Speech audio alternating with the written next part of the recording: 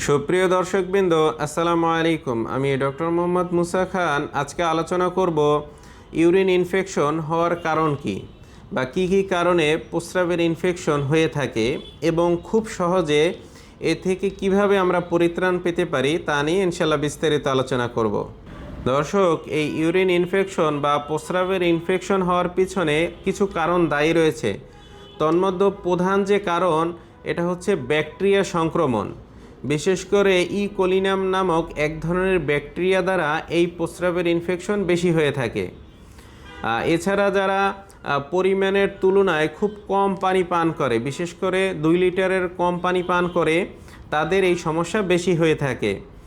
এছাড়া দেখা যায় যারা প্রস্রাবের বেগ ধরে রাখে, হয়তো প্রস্রাব আসছে কিন্তু সে প্রস্রাব করতেছে না, দীর্ঘ সময় প্রস্রাব ধরে রাখে, সেক্ষেত্রে আপনার এই ইউরিন ইনফেকশন বা প্রস্রাবের ইনফেকশন হতে পারে।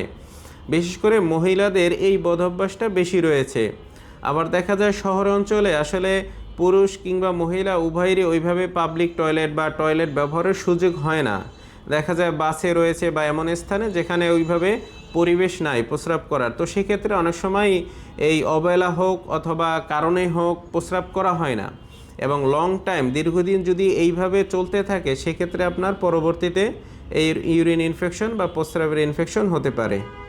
পরিষ্কার টয়লেট ব্যবহার না করলেও আপনার এই ইউরিন ইনফেকশন হতে পারে।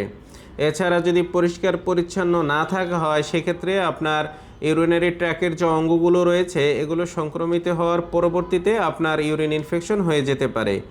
এছাড়া যৌনবাহিত যে কিছু রোগ রয়েছে, এই যৌনবাহিত রোগগুলো যদি আপনার হয়ে থাকে, সেক্ষেত্রে আপনার প্রস্রাবে ইনফেকশন হতে পারে। বিশেষ করে যদি আপনার গনোরিয়া অথবা সিফিলিস এই জাতীয় ভাইরাসে যদি আপনি আক্রান্ত হন, সেক্ষেত্রে একটা পর্যায়ে আপনার ইউরিন ইনফেকশন দেখা দিবে।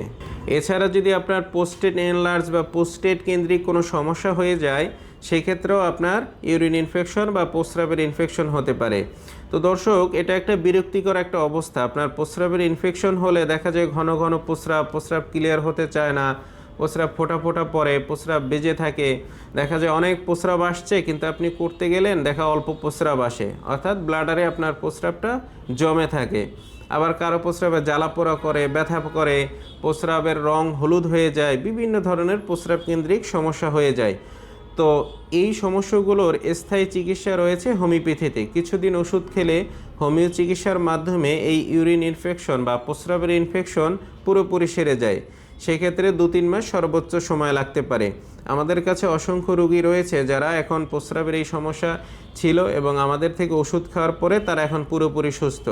আপনাদের যাদের এই সমস্যা রয়েছে, আপনারা হোমিওপ্যাথিক চিকিৎসা নিতে পারেন। তো সবাই ভালো থাকবেন। আসসালামু আলাইকুম।